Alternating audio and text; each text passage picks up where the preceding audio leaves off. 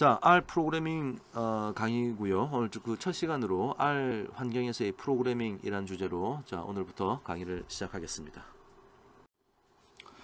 자, 이 토픽은요, 크게 보면 두 가지 주제로 좀 다루어져 있는데요. 먼저 R 언어와 R 프로그래밍 환경에 대한 얘기고요. 그래서 R 언어에 대한 소개가 먼저 있겠습니다. 그 다음에 아주 간단하게 R 프로그램을 한번 실행해 보기 위해서 어떤 프로그램을 좀 설치하는 그런 내용을 담고 있고요.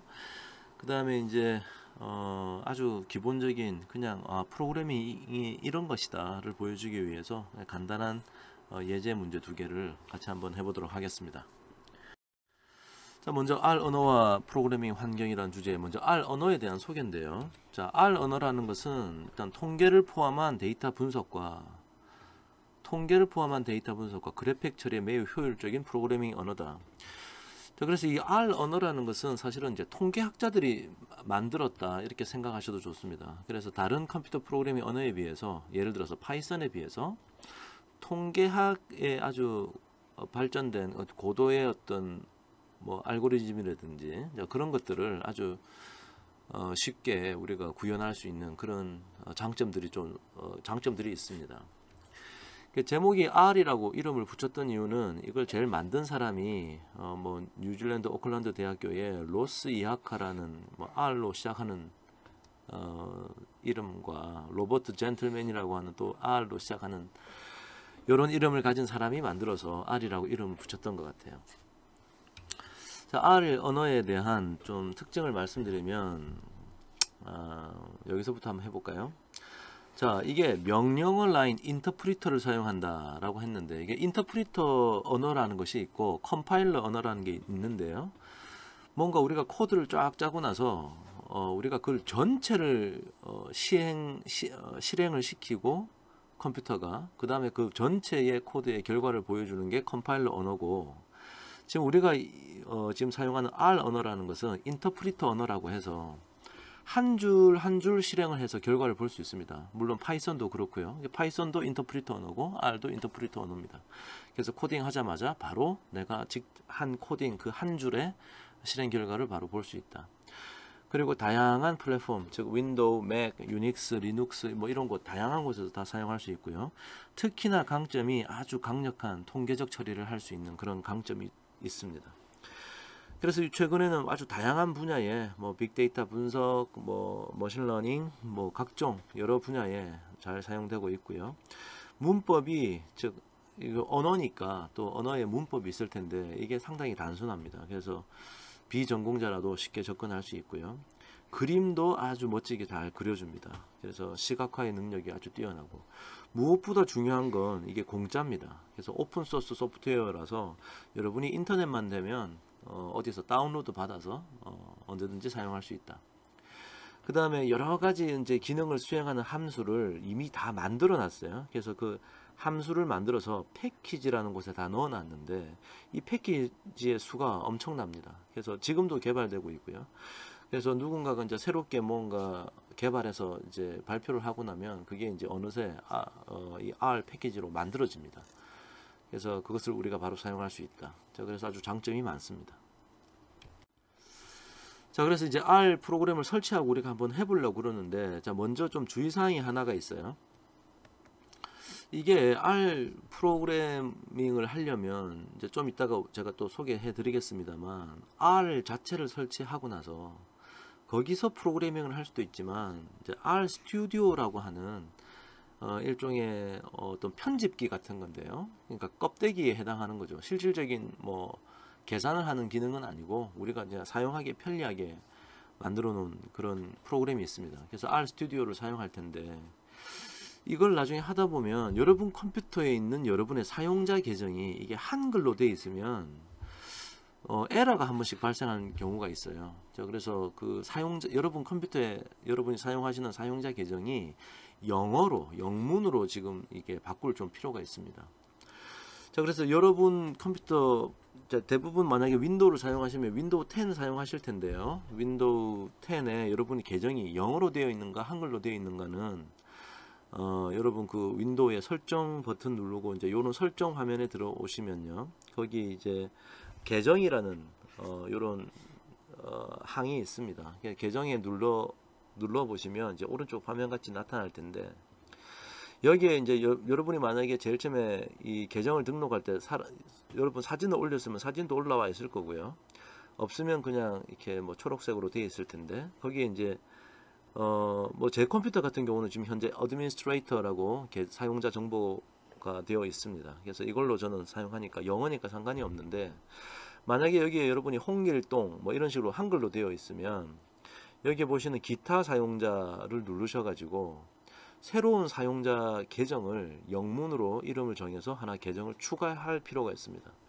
그래서 그까지는 제가 설명을 안 드리고, 이게 기타 사용자 누르셔 가지고 스텝 바이 스텝 해 나가시면 새로운 계정으로 여러분이 등록을 할 수 있다. 그래서 거기에다가 이 이제 R 소프트웨어도 깔고 여러분이 프로그래밍을 하시면 되겠습니다. 자, 그럼 먼저 R 프로그램부터 설치 한번 해보면요. 예를 들어서 이제 구글을 열어가지고 여러분이 R이라고 한번 쳐보세요. 자, 그러면 이제 이런 글들이 나올 거고, 그래서 제일 첫 번째 나오는 게 The R Project for Statistical Computing, 이게 이제 제일 처음에 나올 겁니다. 그러면 이제 이걸 클릭하고 들어가면요, 요런 곳으로 들어가요. 그래서 이게 이제 CRAN이라는 곳인데, 즉 Comprehensive R 아카이브 네트워크라고 그래서 사람들이 이제 CRAN이라고 읽는 곳입니다. 그래서 여기에서 이제 이 R 소프트웨어, 이게 이제 공짜 버전 무료이기 때문에 사람들이 이제 어디선가 누군가는 좀 관리를 하고 있는데요. 자, 여기 들어오셔가지고 여기 이제 다운로드 받으시면 요 이제 CRAN이라고 적어놨죠. 그래서 여기 요 사이트에서 CRAN으로 접속할 수가 있습니다. 접속해 보시면 여러 가지 국가들의 이름이 쭉 나타날 거예요. 그 중에 이제 뭐 아무 때나 사실 해도 되는데, 여러분 이제 한국에 계시니까 코리아 누르고 뭐 아무거나 누르시면 됩니다. 그래서 아무거나 하나 누르시면 요런 창이 뜰 거예요. 그래서 CRAN 안에 여기서 이제 Download and Install R이라고 나와 있을 거고요. 자, 이제 여러분의 그 컴퓨터 환경에 맞게, 여러분이 만약에 윈도우를 쓰시면 Download R for Windows 이거 누르시면 되고요. Mac OS를 쓰시면 그 위에 거 이제 누르시면 되겠죠. 그래서 만약에 윈도우를 눌렀다, 다운로드 R for 윈도우를 눌렀다, 그러면 이제 이런 창이 뜰 거고요. 그래서 뭐 어떤 걸 설치할래 나오는데, 그냥 여러분 베이스 이거 선택하시면 됩니다. 자, 그래서 베이스 선택하시면 이제 요런 게 뜰 거예요. 그래서 여러분 지금 이게 R의 또 최신 버전이 조금 바뀌었을 텐데요. 그래서 R에 뭐 제가 이걸 지금 PPT 만들 때는 4.1.0이 최신 버전이었습니다. 그래서 이렇게 뜰 거예요. 4.1.0. 그래서 요거 이제 클릭하시면 이제 다운로드 뭐 프로그램 다운로드가 설치가 되면서 이제 더블 클릭하면 이제 실행이 될 텐데요. 그래서 이제 여러분 언어 선택해 달라 그러면 한국어 하시고, 사실은 그 이후로 무조건 다 오케이 누르셔도 됩니다. 그래서 이거 하시면 요런 창이 뜨고요. 그래서 뭐 다음 누르시면 되고요. 그러면 이제 이 프로그램을 어디다 설치할 건가 나올 텐데, 그냥 여러분이 디폴트로 뭐가 떠 있을 거예요. 디폴트로. 그래서 지금 C 드라이브에 프로그램 파일즈에 R에 뭐 R 뭐 .4.1.0 이렇게 돼 있는데, 요거를 이제 누르시면 그냥 그대로 이제 다음 누르시면 되겠죠. 그러면 이제 요런 창이 뜰 거예요. 그래서 어떤 구성 요소를 설치하시겠습니까 나와 있는데, 여러분이 이제 64비트 컴퓨터냐 32비트 컴퓨터냐에 따라서 사실 뭐 다 체크되어 있어도 되는데, 여러분 컴퓨터는 아마 대부분 64비트일 겁니다. 그러면 32비트용이 필요 없죠. 그래서 공간을 괜히 낭비하지 마시고 64비트 컴퓨터라면 32비트는 해제한 다음에 요건 지우고, 이렇게 나머지 다 되어 있을 거니까 확인 누르시면 다음 누르시면 되겠습니다. 자, 그러면 이제 설치 이제 할 텐데요. 이게 이제 옵션을 뭐 기본 값을 사용할까 스타트업 조정할까 나와 있는데, 디폴트 값이 NO, 이 기본 값이에요. 기본 값. 그래서 되어 있으니까 그냥 다음 누르시고, 그 다음에 그냥 뭐 계속 다음 누르시면 됩니다. 그래서 다음 누르시고 하면 여기까지 와서 이제 완료 누르시면 R 프로그램 자체는 설치가 된 거예요.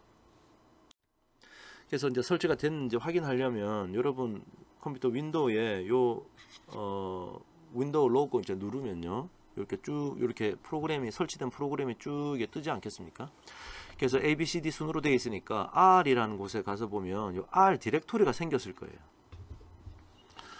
자, 그래서 여러분은 이제 하나만 요 최신 버전만 깔았으니까 요것만 보일 텐데 제 컴퓨터는 옛날 것도 있어서 요 신경 쓰지 마시고 요건 이제 클릭해 보시면요. 클릭해 보시면 요런 창이 뜰 겁니다. 그래서 이게 뭐 무료 버전이고 사실 사람들이 잘 안 써요. 그래서 뭐 R9이라고 그래픽 유저 인터페이스로 해가지고 이런 프로그램이 뜨면은 이제 일단 된 거예요. 그래서 설치가 잘 되었다 생각하시면 되고, 사실은 이제 여기서 뭔가 이게 타이핑을 해가지고 프로그램을 짤 수도 있는데 사람들이 여기서 짜질 않습니다. 자, 일단 R 프로그램 설치는 끝났다. 자, 이렇게 알고 있으시면 되고요. 자, 두 번째, 제가 아까 말씀드렸던 대로 R 프로그램을 설치하는 좀 더 쉬운 환경이 있어요. 그래서 우리가 이제 R 스튜디오라는 프로그램이 있는데, 자, 이런 걸 우리가 뭐라 부르냐면 Integrated Development Environment, 그래서 IDE라 하고요. 우리나라 말로는 이제 통합 개발 환경 정도 되겠네요. 그래서 좀 더 편리하게 프로그래밍을 짜고 결과도 확인하고 뭐 이런 여러 가지 도움을 줍니다. 그래서 요걸 깔아서 요걸 쓸 거예요. 근데 주의사항은 여러분이 이 R 스튜디오를 설치하기 전에 미리 R 프로그램을 먼저 설치하셔야 돼요. 이 R 스튜디오는 그냥 껍데기에 불과합니다. 그래서 R 프로그램을 까시고 그 다음에 R 스튜디오를 이제 설치하시기 바랍니다. 자, 그래서 구글에다가 R 스튜디오 치시면은 여기 또 R 스튜디오가 제일 처음에 이렇게 나타날 거고요. 자, 이거 클릭하시면은 이런 창으로 나타날 겁니다. 그래서 여러분 이제 다운로드 버튼을 찾으시면 되는데, 다운로드 찾으셔서 이거 누르잖아요. 자, 그러면 어떤 양식을 어떤 버전을 다운로드 할까 이게 물어볼 텐데, 이게 이제 기업용 뭐 서버용 이렇게 막 유료도 있고 무료도 있습니다. 자, 우리는 이제 무료 사용하면 돼요. 그래서 뭐 전문가들도 다 이렇게 개인용으로 쓸 때는 무료 버전을 사용하고 있으니까, 자, 요거 다운로드 클릭하시고요. 이거 클릭하시면 뭔가 창이 떠가지고 어떤 걸 설치할까. 그래서 그 사용자 환경에 따라서 이게 맥 OS도 있고 뭐 여러 가지가 있지 않습니까? 자, 그래서 주로 이제 여러분 윈도우 쓰시니까, 자, 윈도우 10 이거 여기 있는 요 exe 파일을 클릭하시면 저게 다운로드 받아지겠죠. 자, 그래서 이제 실행을 하시면은 이제 설치를 시작합니다 해가지고 창이 나옵니다. 그래서 이거는 또 무조건 다음 누르시면 돼요. 이거 다음 누르고 어느 폴더에다 할까요? 다음 누르고 몇 가지 스텝이 더 있는데 쭉 하면 제일 끝에 이제 설치 완료 나올 겁니다. 그래서 마침 누르시면 설치는 다 끝났다.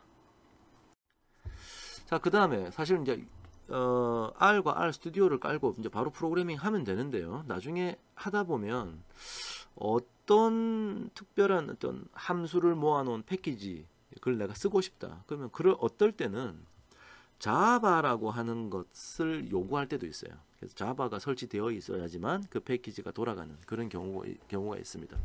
자, 그래서 이왕 설치하는 김에 지금 그냥 설치를 하시죠. 그래서 여러분 이제 뭐 구글에 자바 치시든지요. 여기 뭐 http 그다음 / 하고 www.java.com 이렇게 치시면은 이제 요 사이트로 올 겁니다. 자바라고 그냥 구글에 치셔도 이렇게 뜰 거예요. 그래서 뭐 지금 다운로드 하세요. 이 다 공짜입니다. 다운로드 하세요 나오면 여기 무료 자바 다운로드 이거 클릭하시고요. 그러면 이제 다른 창이 뜨는데 밑에 쭉 내려와 보면 자, 여기 뭐 동의 및 무료 다운로드 시작에 보면 여기에 모든 자바 다운로드 보기 이런 게 있을 거예요. 자, 그래서 이거는 이제 또 이게 맥 OS냐 뭐 윈도우냐 이게 뭐 윈도우 32비트나 64비트냐에 따라서 좀 달라지기 때문에 자, 요걸 이제 누르시는 거고요. 요거 누르면은 그 밑에 있는 요런 창이 밑에 이제 테이블처럼 뜰 겁니다. 그래서 여러분은 윈도우즈 주로 쓰시니까 윈도우즈 오프라인 64비트 요거 이제 클릭하시면 뭔가 또 다운로드 exe 파일이 다운로드 받아져요. 그거 그냥 실행시키시면 뭔가 이제 자바 로고가 뜨면서 뭔가 여러분 컴퓨터에 자바 프로그램이 설치가 된다. 자, 그 정도. 지금 당장 사용할 건 아니고요. 나중에 필요할 때 사용 어차피 해야 되니까 일단 이렇게 좀 같이 설치하는 게 좋겠다. 자, 그런 얘기입니다. 자, 그럼 이제 다 깔았으니까 이제 R 스튜디오를 우리가 주로 사용한다고 그랬어요. 자, R 스튜디오 어떻게 사용하는지 보면 저 윈도우 로고에 들어가 보면 이제 R 프로그램에 R 스튜디오로 우리가 깔았기 때문에 이렇게 떠 있을 겁니다. 그래서 이 디렉토리 안에 들어가 보면 R 스튜디오라고 하는 이게 R자로 생긴 아이콘과 함께 프로그램이 있습니다. 이거 클릭하시면요, 자, 요런 창이 이제 컴퓨터에 뜰 거예요. 그래서 지금은 뭐 처음 보시니까 이게 되게 생소하실 텐데, 하여튼 요렇게 뜨면 이제 뭔가 준비가 됐다. 자, 그래서 이제 여기서 이제 뭔가를 하면 되는데, 그냥 미리 여기다가 여기 파일 밑에 보면 빈 백지에 플러스라고 되어 있는 게 있어요. 자, 요걸 한번 눌러 보시면요, 화면이 이렇게 바뀝니다. 그래서 untitled 해가지고 뭔가 이렇게 창이 이렇게 생기고, 아까 왼쪽을 다 차지하고 있던 그 화면이 밑으로 쭉 내려가서 이제 이렇게, 아까는 요 창이 왼쪽을 전체 차지하고 있었는데 요게 쑥 밑으로 내려갈 거예요. 지금 현재 이렇게 보시는 이 환경이 일반적으로 여러분이 프로그래밍을 짜실 때 사용하는 화면입니다. RStudio에서의 화면이고요. 그리고 지금 어떻게 보면 창이 4개가 있죠. 하나, 둘, 셋, 4개가 있는데, 자, 각각의 이름이 있으니까 지금 한번 이름을 따라 읽어 보시죠. 자, 첫 번째. 자, 요거는 영어로는 이제 뭐 스크립트 윈도우라고도 부르고, 뭐 소스 윈도우라고도 부르고, 뭐 우리나라 말로 소스 창이라 부릅니다. 자, 먼저 소스 창. 영어로는 스크립트 윈도우. 자, 이렇게 부르시고요. 두 번째, 여기는 요 밑에는 자, 다 같이 콘솔 윈도우. 우리나라 말로도 콘솔 창이라고 합니다. 자, 이 콘솔이라는 게 뭔지 좀 이따 알려드릴 텐데요. 콘솔 창. 자, 이름만 일단 익숙해지는 게 중요한 것 같아요. 자, 오른쪽 밑에 있는 여기를 우리가 파일 창이라 부릅니다. 자, 다 같이 파일 창. 그래서 이 창은 나중에 설명드리겠지만 파일이라는 것도 있고, 옆에 탭 눌러보시면 화면이 조금씩 바뀌는데, 플롯, 그림도 볼 수 있고, 패키지, 뭔가 패키지를 다운로드 받을 때 쓸 수 있고, 헬프, 메뉴를 도움말을 볼 때도 사용하고, 그림 그린 거 뭐 뷰어 이렇게 뭐 볼 수도 있고, 하여튼 여러 가지 기능이 있다. 그 정도 이해하시고요. 자, 오른쪽 위에 있는 곳을 자, 다 같이 environment window, 환경 창입니다. 그래서 여기 보면 이제 일단 기본이 환경, environment 돼 있고, 그 옆에 뭐 history, connection, tutorial 돼 있는데 잘 쓰지 않고요. 자, environment. 자, 여기는 나중에 보시면 알겠지만 우리가 새로운 변수를 만든다든지 새로운 파일을 불러온다든지 그러면 변수나 파일에 대한 기록이 쭉 여기 정보가 떠 있을 겁니다. 지금 잘 모르셔도 상관없고요. 자, 하여튼 4가지의 창으로 구성되어 있다. 요 정도 아시면 되겠고요. 자, 그 다음에 그러면 이제 하나하나 좀 들어가 볼게요. 자, 왼쪽 위에 있던 그 소스 윈도우 있죠. 소스 윈도우. 자, 소스 윈도우보다 밑에 있는 콘솔 창부터 먼저 한번 얘기해 볼게요. 밑에 있는 콘솔. 왼쪽 밑에 있던 창이었죠. 자, 콘솔이라고 되어 있을 텐데, 이건 한마디로 그냥 전자계산기입니다. 예를 들어서 여러분이 여기 시작하자마자는 여기 이제 꺽쇠가 이렇게 딱 되어 있을 거예요. 그 옆에다가 1 더하기 2를 여러분이 쳤다. 그리고 엔터 때리시면 3이잖아요. 그래서 3이라고 결과가 이렇게 나온다. 지금 현재 이 1이라는 것은 무시하도 좋습니다. 이게 지금 나중에 이게 무슨 뜻인지는 나중에 보면 알게 돼요. 자, 이 계산기다. 그냥 이렇게 계산기. 그래서 요 밑에다가 이제 또 꺽쇠가 딱 생기거든요. 거기다 이제 뭐든지 계산을 하면 됩니다. 자, 근데 위에 있는 이 소스 창은 뭐냐? 이 콘솔 창에 있는 이런 계산하고 이런 결과물 나온 거는 이 컴퓨터를 나중에 끄면은 다 날아가요. 다 사라지기 때문에, 만약에 오늘 여러분이 프로그램을 짜시고 내일 이걸 다시 열어보고 싶다. 그러면은 이 코드 짠 것을 저장을 시켜놔야겠죠. 그러기 위해서 쓰는 게 바로 이 소스 창이에요. 그래서 똑같은 계산을 예를 들어서 1 더하기 1 해서 이걸 결과를 보고 싶고 2 더하기 2 해서 결과를 보고 싶다. 그러면 사실은 여기다가 컨트롤 엔터 혹은 이게 런이라는 버튼이 있는데, 하여튼 컨트롤 엔터를, 그러니까 뭔가 계산하고 싶은 거 쓰고 여기 여러분 커서가 있을 때 컨트롤 엔터를 치면 계산 결과가 1 더하기 1은 2라고 나올 거예요. 그 다음에 또 여러분이 2 더하기 2를 치고 컨트롤 엔터를 누르면, 저희가 컨트롤 엔터 누르라고 해놨죠. 그러면 2 더하기 2는 4라고 결과가 나올 겁니다. 이걸 전체를 여러분이 실행하고 싶다. 그러면 이게 블럭으로 이렇게 딱 이게 파란색처럼 블럭으로 잡아가지고 그 다음에 컨트롤 엔터 치면 이게 한꺼번에 쭈루룩 계산이 될 겁니다. 그래서 나중에 이런 건 요 코드는 나중에 여러분이 지금 untitled라고 되어 있는데 제목이 없지만 나중에 이걸 저장을 할 때 이름을 붙여주면 하나의 파일로 독립적으로 존재해요. 그래서 여러분이 그것을 불러서 다시 실행할 수도 있습니다. 자, 그 다음 환경창인데요. 자, 오른쪽 위에 있는 그 창이죠. environment window. 이 나중에 보시면 여러 가지 변수 만든 거, 그 다음 변수 만들고 무슨 데이터 파일 불러오고 이런 것들이 전부 다 여기 뜬다. 나중에 보시면 알겠고요. 그 다음 다섯 번째, 오른쪽 밑에 있던 이 파일 창이라고 했던 것은 일단 제일 처음에 기본이 파일이기 때문에 여러분이 현재 작업하고 있는 디렉토리에서의 파일 구조를 보여줍니다. 탐색기처럼. 근데 나중에 여러분 보시면 여기 다른 것들도 다 사용하실 거니까 그때 보도록 하자. 자, 이렇게 하고 넘어가시죠. 자, 그럼 이제 R 프로그래밍을 사용하는 기본 개념과 사용 방법 잠깐 한번 알려드리고 좀 이따가 간단한 문제를 한번 풀어보겠습니다. 먼저 이건 계산기라고 그랬어요. 자, 그래서 제일 처음에 콘솔 창에 이 꺽쇠가 와 있겠죠.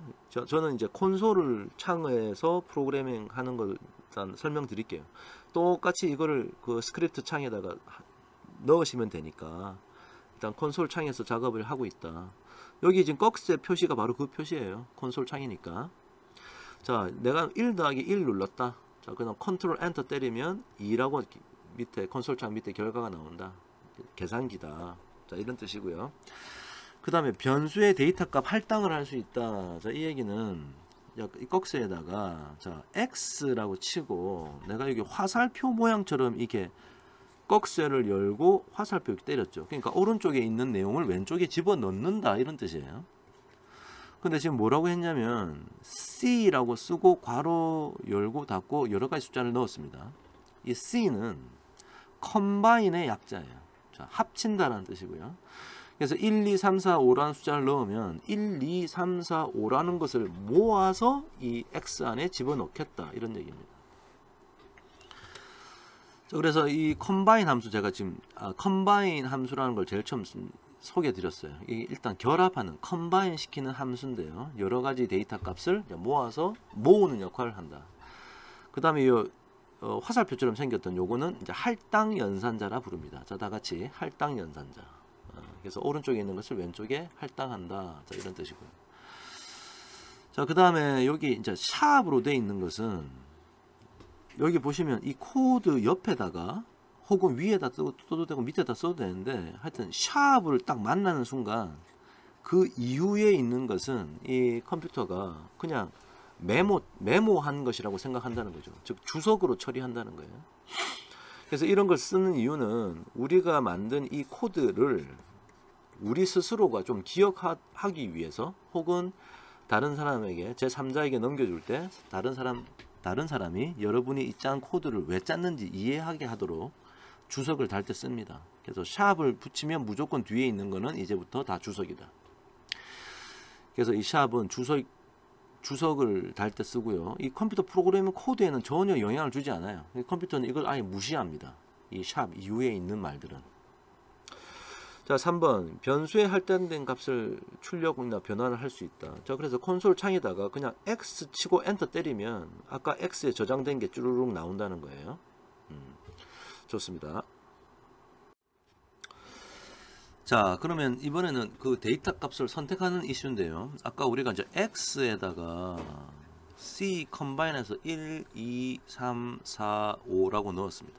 그랬더니 이제 이 X 안에는 1, 2, 3, 4, 5라고 하는 게 저장이 되어 있었죠. 자, 근데 여기서 내가 만약에 예를 들어서 지금 이 상태에서 내가 만약에 X 해놓고 대괄호 치고 2 이렇게 하면은 두 번째 이게 이제 우리가 이런 걸 인덱스라고 하는데요. 첫 번째, 두 번째, 세 번째, 네 번째, 다섯 번째 중에 두 번째, 요 두 번째 칸에 있는 걸 찍어달라라는 의미예요. 자, 그래서 요 놈은 나중에 알고 보면 2가 됩니다. 이 1, 2, 3, 4, 5 해서 좀 재미가 없는데요. 요 대괄호 안에 있는 2가 바로 요 위치를 말한다. 이렇게 생각하시면 됩니다. 자, 그래서 이런 식이라면 자, 뭘 찍으라고 했냐면 x에다가 대괄호 안에 이제 위치가 들어가야 돼요. 자, 인덱스라고 하는, 자, 이거 나중에 우리가 천천히 더 자세히 배울 텐데 미리 일단 감을 여러분에게 전달해 주기 위해서 이렇게 설명하고 있습니다. 인덱스에 하나가 아니고 두 개를 선택하고 싶다. 그러면 다시 컴바인을 써야겠죠. 이 얘기는 두 번째 자리와 세 번째 자리에 있는 걸 찍어달라. 그러니까 두 번째 자리, 세 번째 자리니까 2, 3 이렇게 찍히겠죠. 자, 그 다음에 또 이런 것도 할 수 있습니다. 자, 이건 보니까 1, 2, 3, 4, 5를 x 안에 넣었네요. 그 다음에 2를 y에 넣었어요. x에는 1, 2, 3, 4, 5 다섯 가지 숫자가 들어있고 y에는 2 하나가 있습니다. 자, 근데 x하고 y를 곱해라 그러면 이것은 각각의 자리마다 다 곱해주게 돼 있어요. 자, 그래서 결과물은 어떻게 되느냐? 2 곱하기 1 하니까 2 곱하기 2 하니까 4, 2 곱하기 3 하니까 6, 8, 10 이렇게 된다. 예. 그래서 요런 성질이 있구나. 변수를 곱할 때 그 자릿수가 다르면 자, 이렇게 작동을 하는구나. 자, 이런 걸 나중에 우리가 또 배우게 됩니다. 그리고 나중에 우리는 함수를 사용하기도 하고요. 자, x 안에는 1, 2, 3, 4, 5가 들어있는데 나중에 민 괄호 열고 괄호 닫고 이 변수를 집어넣으면 이런 게 이제 함수예요. 함수 누군가가 미는 무엇인지 이미 다 정해놨는데요. 자, 평균을 구하는 함수입니다. 그래서 1, 2, 3, 4, 5의 평균은 이제 3. 자, 이렇게 답이 나오게 된다.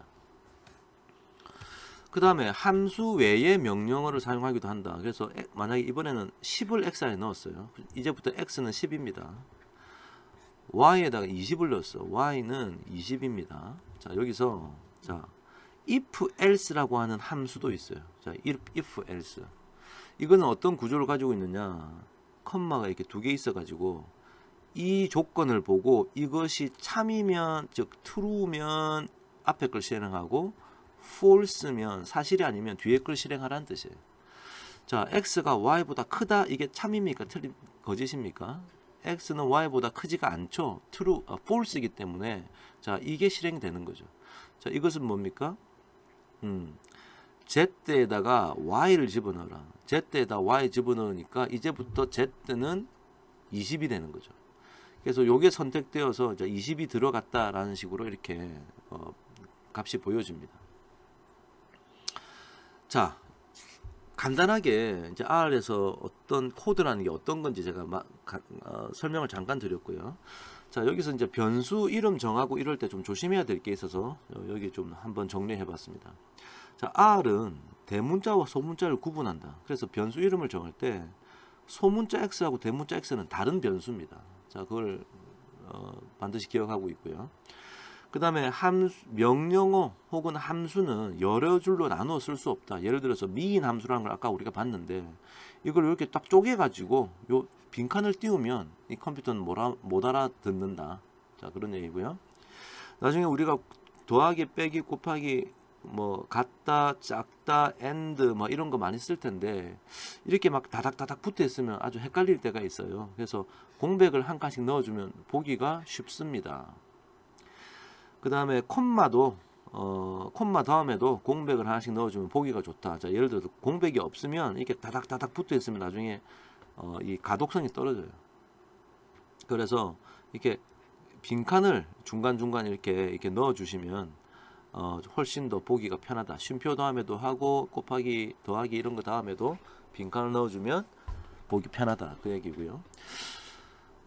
간혹 가다가 나중에 이게 콜론을 쓸 때도 있고 콜론을 두 개 쓸 때도 있는데 요 때는 오히려 붙은 게 보기 좋을 때도 있습니다. 예, 꼭 뭐 그러니까 지금 이런 거는 이걸 떨어뜨리면 이게 나중에 이해를 못할 수도 있어요. 자, 그래서 이런 것들은 이제 꼭 떨어뜨려야 되는 건 아니다. 뭐 그런 얘기고요.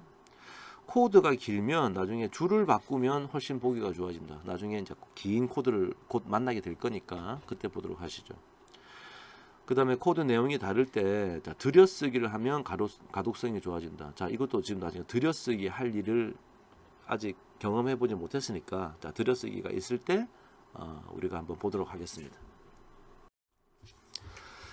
자, 뭐 한 가지 더 얘기하면은 나중에 이제 우리가 프로그램을 짜다 보면요, 이제 예를 들어서 마케팅 부서에서 일하는 사람들하고 일을 할 때 뭔가 프로그램 하나 짤 일이 있을 거고, 또 나중에 뭐 또 다른 뭐 재무팀하고 일을 하다가 프로그램을 짜고, 자 이러면 일의 내용이 완전히 다른 프로그램들이 여러 개 만들어지고, 거기서 데이터 파일도 여러 개가 생성이 되고, 또 뭐 아웃풋도 막 파일로 만들고, 이러면 이게 다 섞여 있으면 정신이 없으니까 사람이 하나하나 이렇게 디렉토리를 따로 정해 가지고 그 안에다가 우리가 만든 R 프로그램 을 이용해서 만드는 코드 파일이라든지 아웃풋 파일이라든지 데이터 파일을 그렇게 사람이 이렇게 따로따로 저장할 수도 있지만, R 프로젝트라는 걸 생성하면 이와 어느 프로그램 코드와 관련된 모든 파일이 이 안에 자동으로 저장이 돼요. 자, 그래서 분석 주제와 관련된 파일을 모아놓은 그룹을 이렇게 만들 수가 있다. 이게 만드는 방법은 여기 이제 파일 메뉴에 왼쪽에 여기 이제 파일 메뉴에 들어가면 여기 이제 New Project라고 있습니다. New Project. 자, 이걸 해서 생성해도 되고요. 그 다음에 저 오른쪽에 여기 보면 뭐 프로젝트라고 하는 그 단초가 있어가지고 요 화살표 누르면은 요런 게 떠요. 요런 게 떠가지고 여기도 New Project 뭐 이걸 눌러도 되고 저걸 눌러도 됩니다. 자, 그러면 이제 뭔가 하나 누르면 이런 창이 떠가지고 기존에 있던 디렉토리를 불러올 거냐 아니면 새로운 거 만들 거냐 이렇게 물어봅니다. 만약에 새로운 걸 만든다면 이거 클릭하면요, 예, 요런 이제 창이 하나 떠가지고 뭐 이게 New Project Wizard라고 돼 있는데요. 그래서 New Project를 이렇게 여기 마우스를 갖다 대면 요 이제 화살표처럼 해가지고 요런 게 쭉 뜰 거예요. 자, 그래서 여러분이 이제 이 디렉토리 이름을 정하는 건데요. 지금 저는 practice underbar project라고 한번 만들어 봤고요. 자, 이것을 어디다 저장시킬 거냐. 그래서 디폴트로는 뭐 C, 여러분 뭐 컴퓨터마다 좀 다르겠습니다만 C 드라이브에 R 밑에 이제 생긴다고 되어 있는데, 이걸 여러분이 변경할 수도 있습니다. 브라우저를 눌러 가지고. 그래서 create project 하면은 이제 프로젝트라는 게 생성된 건데요. 프로젝트라는 게 딴 게 아니고 그냥 새로운 디렉토리다 이렇게 생각하셔도 됩니다. 자, 그래서 프로젝트를 생성하게 되면 이 파일의 이름도 이 뭐 프로젝트 practice underbar project 해가지고 이렇게 뭔가 파일이 되어 있을 거고요. 현재 작업하고 있는 위치가 C 드라이브에 R 밑에 하여튼 그 디렉토리 practice underbar project라고 하는 게 나타날 거고, 여기도 그렇게 나타날 거고, 지금 현재 작업을 하고 있는 거기에 여기 이제 프로젝트 파일이라는 게 이렇게 만들어져 있을 겁니다. 그래서 이제 디렉토리가 하나 새로 만들어졌다. 자, 거기서 이제 여러분이 작업을 시작하면 여기 이제 백지 상태에 있는 거 눌러가지고 여기다가 막 코드를 짜겠죠. 코드를 짜고 나중에 이걸 이제 저장을 시키면 저장이 어디로 된다? practice underbar project라고 하는 디렉토리에 저장이 될 것이다. 자, 여기서 이제 한 가지 그 개념을 알아야 될 것이 있는데, 자, 다 같이 한번 따라 읽어보세요. working directory. 자, working directory라고 제가 읽었습니다. working directory. 이거는 뭐냐면 작업을 하고 있는 디렉토리라는 뜻이죠. 여러분이 지금 이 프로젝트를 안 만들면 여러분이 현재 작업하고 있는 위치가 어딘지 확인해 봐야 돼요. 그래서 확인해 보시면, 확인하는 방법은 get working directory라는 함수를 어디 아무 때나 치잖아요. 콘솔 창에 치면 현재 작업하고 있는 디렉토리가 무슨 드라이브에 무슨 파일, 무슨 디렉토리 밑에 있는 무슨 디렉토리에서 작업을 하고 있습니다 라고 나옵니다. 지금 우리는 이 practice underbar project라고 하는 디렉토리를 프로젝트의 형태로 만들었기 때문에 지금 현재 여러분이 get working directory를 치면 그 디렉토리가 제일 마지막에 나올 거예요. 자, 이 개념이 왜 중요하냐면 나중에는 여러분이 데이터 파일을 딴 데서 가져와야 돼요. 그래서 딴 데서 가져온 데이터 파일을 R을 이용해서 분석을 해야 됩니다. 예를 들어 주로 사용하는 데이터 파일이 .csv라고 하는 확장자를 가진 데이터 파일이라든지 .text 파일이라든지 뭐 이런 걸 이제 불러온단 말이죠.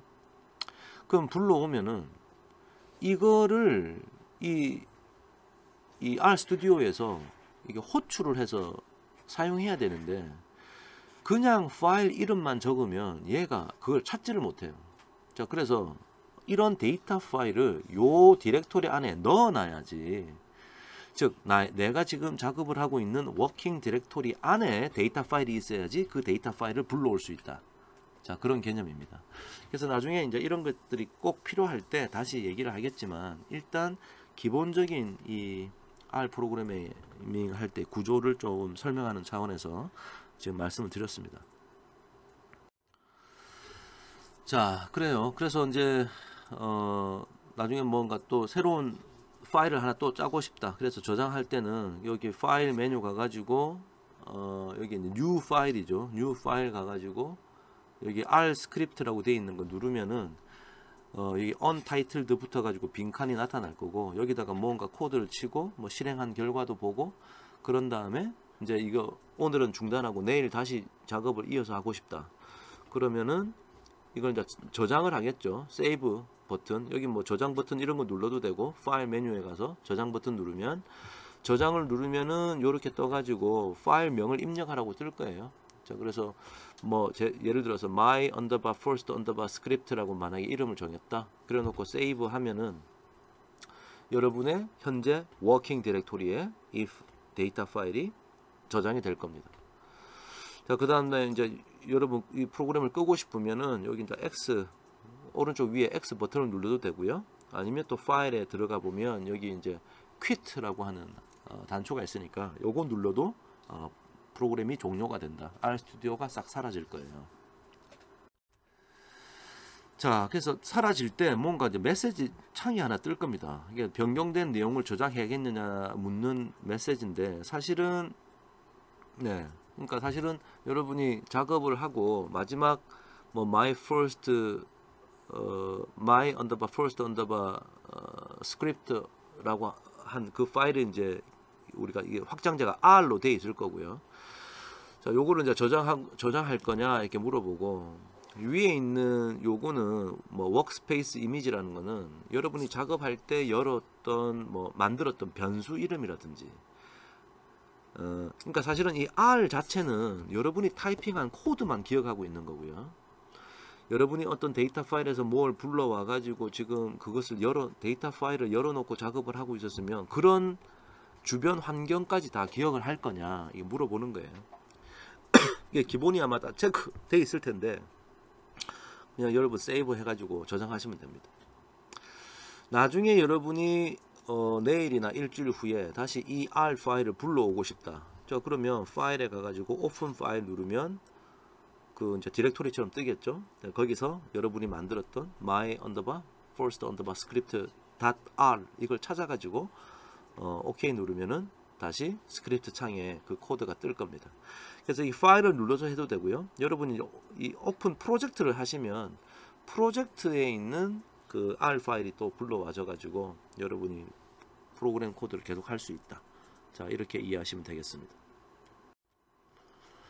자, 이제 거의 끝에 왔는데요. 자, 옵션 설정하기. 옵션 설정은 자, 이 R 스튜디오를 쓰다 보면 조금 이제 여러분이 사용하기 편리하게 만들 몇 가지 좀 편한 기능들이 좀 있어요. 자, 그래서 툴 메뉴에 가서 글로벌 옵션을 이렇게 해보면, 이게 글로벌 옵션이니까, 옵션이란 제목이니까 R 스튜디오 프로그램 전체를 어떤 뭐 설정을 좀 하겠다는 것 같아요. 자, 이걸 누르면 자, 이런 창이 뜰 겁니다. 그래서 제네럴도 누를 수 있고 뭐 코드 뭐 여러 가지를 설정할 수 있습니다. 심지어 화면의 색상도 변화시킬 수 있고요. 보통은 이제 하얀색 바탕에 까만색 글씨를 쓰는 건데 까만색 바탕에 하얀색 글씨를 쓴다든지 뭐 그런 것도 다 여기서 변화를 시킬 수 있습니다. 자, 이번엔 첫 번째 옵션, 우리가 좀 편리한 옵션은 어떤 거냐, 자동 화면 줄넘김 옵션, 소프트 랩이라는 건데요. 자, 이거는 뭐냐면 간단하게 얘기하면 아까 R 스튜디오 창에 대충 뭐 이렇게 생겼단 말이지. 자, 이 스크립트 윈도우에 우리가 막 코드를 쓸 거예요. 이렇게 쭉 쓰다가 사실은 여기서 계속 쓰면은 이 뒤로 사실은 여기에 창이 있기 때문에 계속 뭐가 써지면서 이 화면이 약간 이게 화면이 오른쪽으로 가면서 계속 한 줄로 써진단 말이지. 그러면 나중에 다시 줄바꿈을 하면 다시 여기 제일 처음에 오게 되면 이 뒤에 쭉 있던 게 안 보일 거 아니에요, 이게. 그래서 이게 안 보이는 게 싫어서 이 소프트 랩을 해놓으면 어떻게 되냐면, 내가 만약에 타이핑을 해서 쭉 썼다. 근데 지금 현재 화면상에 있는 이 창의 끝에 다다르면 자기가 스스로 줄바꿈을 합니다. 이렇게. 또 쭉 쓰면 하다가 자기가 스스로 줄바꿈을 하고. 이게 상당히 이제 보기 편해요. 한눈에 들어오니까. 자, 그래서 그런 기능이다. 그래서 소프트 랩이라는 거고요. 자, 그래서 이거는 여기 코드 선택에 여기 이제 에디팅이라고 있습니다. 에디팅에 가서 여기 보면 소프트 랩 R 소스 파일 있죠. 자, 요거는 이제 체크가 안 돼 있을 텐데 이 체크를 딱 해주시면, 자, 그런 기능이고요. 요 하나 더, 나중에 이제 여기 코드를 쓰시다 보면 여러분이 예를 들어서 뭐 for문을 썼는데 뭐 어떻게 썼다가 그 밑에 여기 괄호 열고 그 밑에는 여기서부터 쓰는 게 아니라 조금 안쪽으로 들여쓰기를 해서 써야 될 것들이 있어요. 이 들여쓰기. 자, 그래 들여쓰기 같은 거 할 때는 보통 탭을 누르면 탁 들여쓰기가 되는데, 탭 키를 한번 눌렀을 때 몇 칸이나 들였을 거냐, 자, 이런 걸 설정할 수도 있어요. 그래서 이제 보통 이제 4로 설정을 잘 합니다. 그래야 한눈에 들어오니까. 어떤 데는 뭐 2로 돼 있고 뭐 이럴 텐데, 그래서 이왕 하는 김에 요쪽을 지금 4로 설정하는 것도 좋겠습니다. 그래서 apply 단추 누르시면 되겠죠. 자, 그 다음에 이게 여러분이 뭐 코드를 치고 아니면 남이 짜놓은 코드를 불러왔는데 그 코드에 만약에 한글이 들어있었다. 근데 그 한글이 나중에 깨질 수가 있어요. 그래서 한글 깨짐을 방지하려면 이 코드에 여기 지금 Savings이라는 메뉴에 요 밑에 보면 Default Text Encoding이라고 되어 있습니다. 그래서 이거 Change 눌러보면 여러 가지 옵션이 있고요. 거기서 UTF-8이라고 하는 것을 선택하시고 OK 누르시면 웬만하면 한글이 깨지지 않는다. 한글이 깨진다는 얘기는 뭐 이런 식으로 막 코드에 이렇게 막 깨진 한글이 나타날 수가 있거든요. 그래서 이거를 피하기 위해서 방금 우리처럼 했던 것처럼 UTF-8로 변경해라. 근데 간혹 가다가 어떤 컴퓨터에서는 UTF-8로 변경했는데도 스크립트 윈도우에 한글이 깨져 있을 수도 있어요. 자, 그럴 때는 다시 불러올 때, 자, UTF-8 옵션의 환경에서도 깨진 문제가 해결되지 않으면은 RStudio 메뉴에서 파일에 Reopen with Encoding 요거 선택하면 또 요런 거 여러 개 선택할 수 있게끔 나오거든요. 그래서 Choose Encoding에서 CP949라는 것을 이렇게 선택하시면 또 한글이 안 깨질 수 있습니다. 그래서 한글 깨지는지 안 깨지는지 보고 깨지면 이런 조치를 취할 수 있다. 자, 그렇게 이해하시면 되겠습니다. 자, 주요한 단축키도 몇 가지 있는데요. 그래서 단축키 사실은 많이 있습니다. 나중에 하다 보면 익숙해지면 단축키를 배우고 싶어지실 텐데, 자, 딴 거는 다 몰라도 되고 지금 현재 처음이니까 하나만 알면 돼. Ctrl Enter. Ctrl Enter는 스크립트 창에 뭔가 이렇게 코드를 치고 그 라인을 실행시킬 때 쓰는 단축키다. 그래서 이거 말고도 나중에 단축키가 많이 있으니까 필요할 때 한번 찾아와서 보시기 바랍니다. 이 단축키에 대한 정보도 사실은 그 RStudio에서 그 헬프 메뉴에서 볼 수가 있어요. 근데 지금 일단 간단한 것만 몇 개 여기다 적어 놨습니다. 자, 이제 가장 기본적인 내용을 봤고요. 자, 방금 우리가 했던 내용을 바탕으로 아주 간단한 R 프로그램을 한번 짜보겠습니다. 그래서 지금 이제 슬라이드 한 3장 남았는데요. 자, 같이 한번 잠깐 볼게요. 자, 데이터 변수 이런 얘기는 제가 해서, 예를 들어서 내가 코리아에 어느 학생이 시험 점수를 쳤는데 75점을 받았다. 그래서 콘솔 창에다가는 이렇게 쓰겠죠. 이렇게 뭐 스크립트 윈도우에다가 이렇게 써도 되고, 정확하게는 요렇게 돼 있겠지. 75라는 숫자를 코리아에 넣어라. 그럼 코리아가 변수가 되고 75는 값이 되는 거예요. 자, 근데 컴퓨터는 어떻게 돼 있냐? 이 코리아란 변수를 75라는 숫자를 기억하는 게 아니고 75를 다 이진수로 다 바꿔서 컴퓨터 메모리에 저장을 하는 거예요.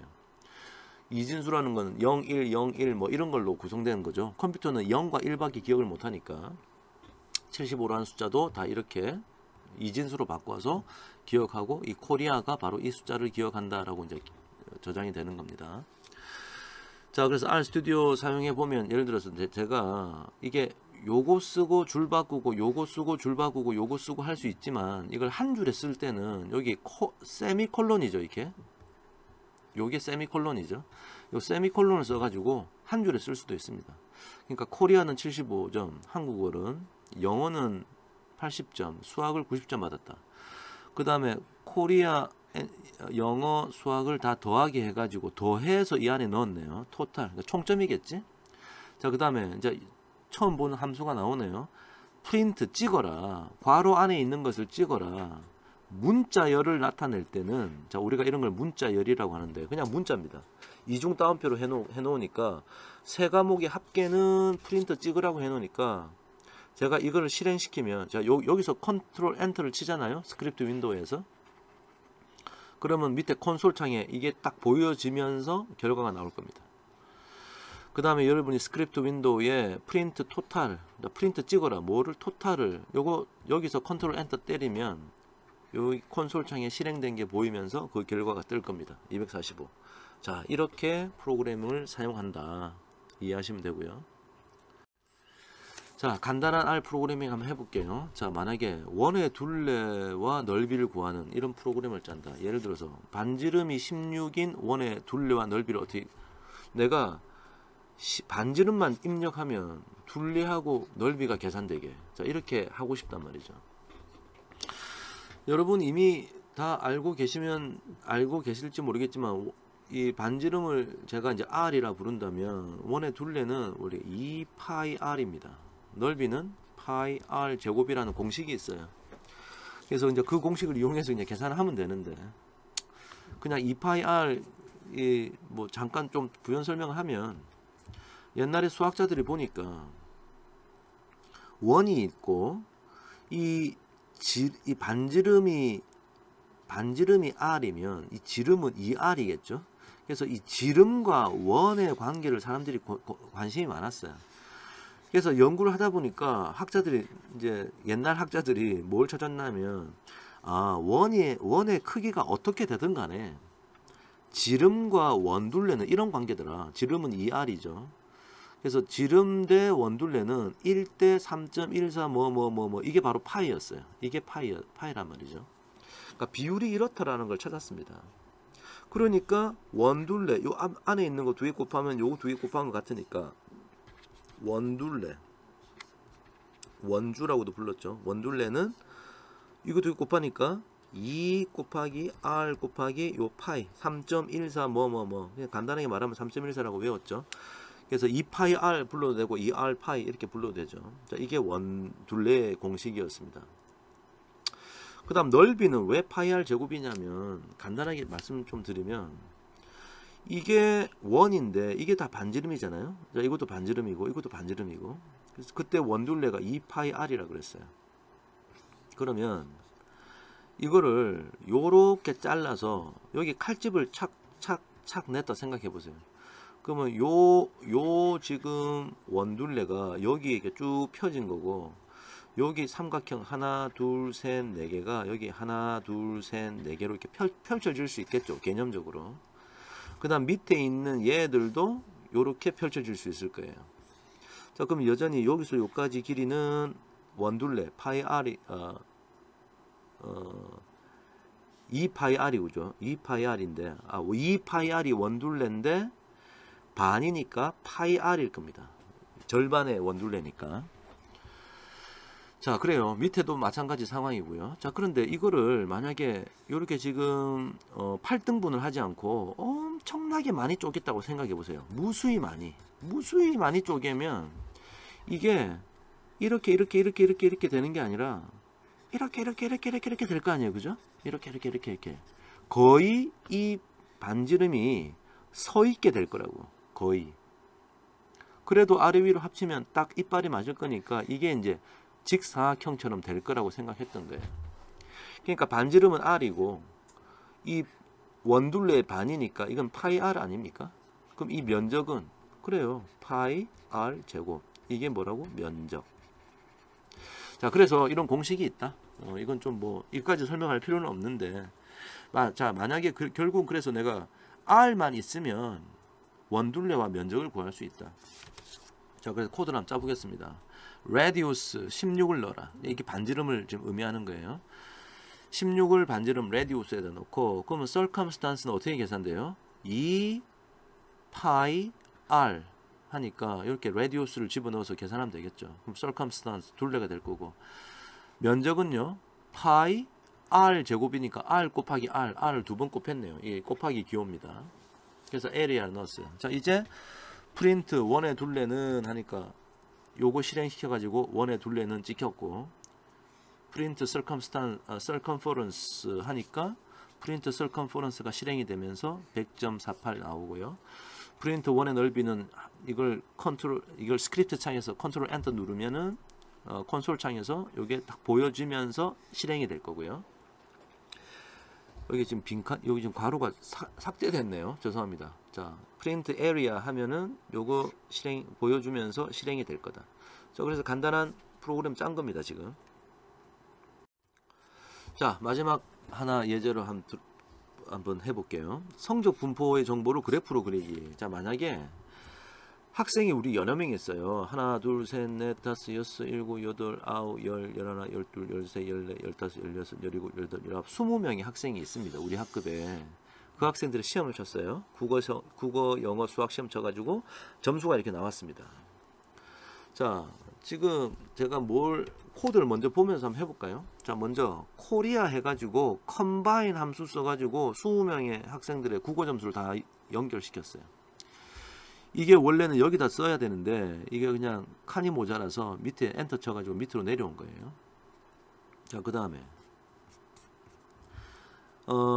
잉글리시가 또 쭉 만들어졌고, 컴바인 함수로 매스에는 요 20개의 숫자가 또 들어있는 거죠. 자, 그러면 이제 우리가 각 학생의 합계와 평균을 계산한다고 하면은 토탈은 더하면 될 거고, 에버리지는, 자, 먼저 더하면 뭐가 될까요? 토탈이라는 것은 쭉 쭉 해가지고 20개의 숫자가 이렇게 이 안에 들어있는 뭐 요런 하나의 변수가 될 겁니다. 거기다가 이 토탈에다가 3을 나누면, 나누기 3하면 여기다가도 3을 나누기 3하고 여기다가도 나누기 3하고 다 하겠죠. 그래요. 그게 이제 에버리지가 됩니다. 그럼 에버리지라는 것도 쭉 이렇게 해서 뭔가 에버리지 점수가 다 안에 뭐가 들어있겠죠. 이렇게. 예. 자, 그래서 프린터 해라. 에버리지를 프린터 하라.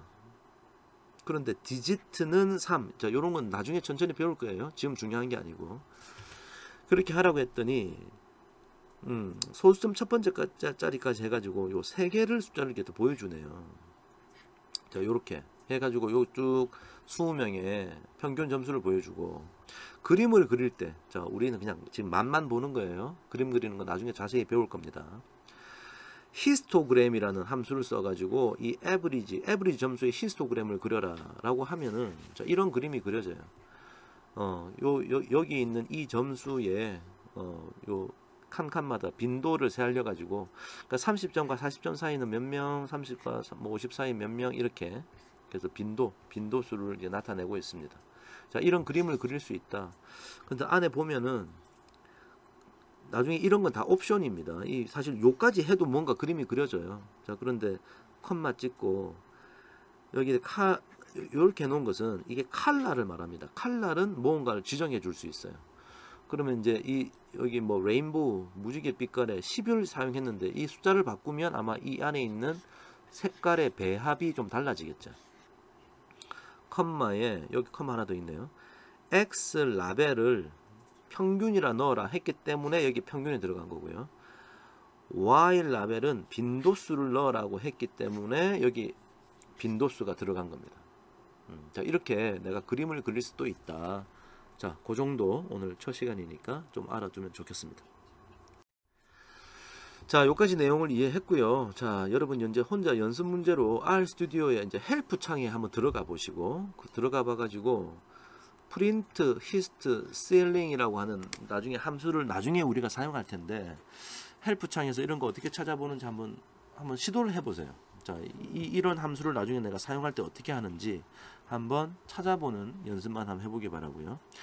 그다음에 아까 우리가 R을 설치하기 위해서 갔던 그 크랜이라고 하는 요 웹사이트 주소에 가셔서 거기 가면 우리가 나중에 다운로드 받을 아주 많은 패키지들이 있을 겁니다. 그래서 여러분 각자 개인적인 전공과 관련 있는, 여러분이 뭐 공학을 하고 있는지 아니면 뭐 인문학을 하고 있는지 모르겠지만 뭐 경제학이면 경제학, 통계학이면 통계학, 뭐 그런 혹시 전공과 관련이 있는 패키지를 어떤 걸 사용할 수 있을까 한번 살펴보기 바랍니다. 자, 그래서 요 패키지 목록 확인하는 방법 나오니까요, 한번 방문해 봐라. 자, 그겁니다. 지금 뭘 대단한 걸 찾겠다는 게 아니고 한번 경험을 해보라, 이런 거니까 자, 각자 한번 시도해 보기 바랍니다.